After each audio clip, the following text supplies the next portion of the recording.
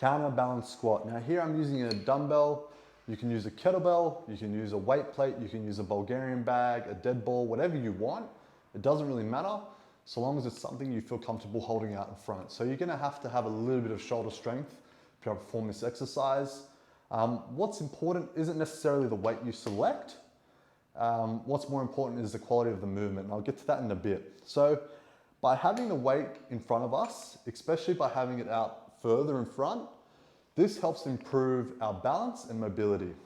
Balance, from the perspective of one, having the weight out in front, it forces you to engage your core, improving the quality of the movement, because if I'm holding weight here and I don't have my core engaged, which I already do now, then what will happen is I'll literally just crumple. So this unconsciously challenges you to turn on your core straight away and maintain good posture. The other thing with mobility, as you move down into the movement, by having the weight out in front, it allows us to access extra range of motion through the hips because we have that counterbalance in front. Whereas if I was to let go of this weight, notice how all my weight now shifted forward? This is one of the reasons why this is a great variation and tool of warm-up, especially if you're gonna be doing squats or something like that in the session.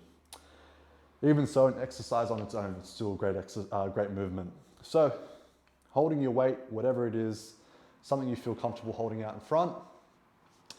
Feet are gonna be hip width apart or just outside. Toes are slightly pointed out. They can be pointed in or they can be pointed out further than that. Really whatever's comfortable for you. Holding the weight out in front, good posture. The pressure of the movement is on my midfoot, and then I'm just gonna go as deep as I possibly can. 1, 2,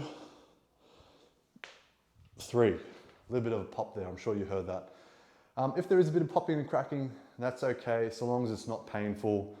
It's more than likely just due to joint lubrication. Now, some things to keep in mind when performing this exercise. Conscious of our posture, we don't want to be leaning back to compensate.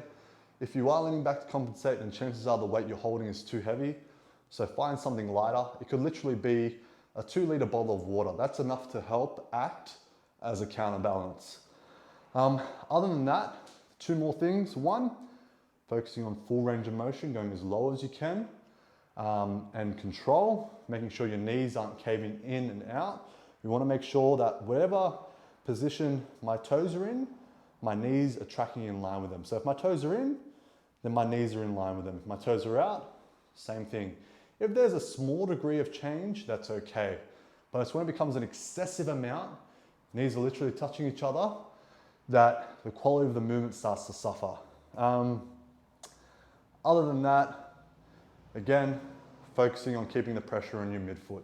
Not your heels, not your toes, the pressure is on your midfoot.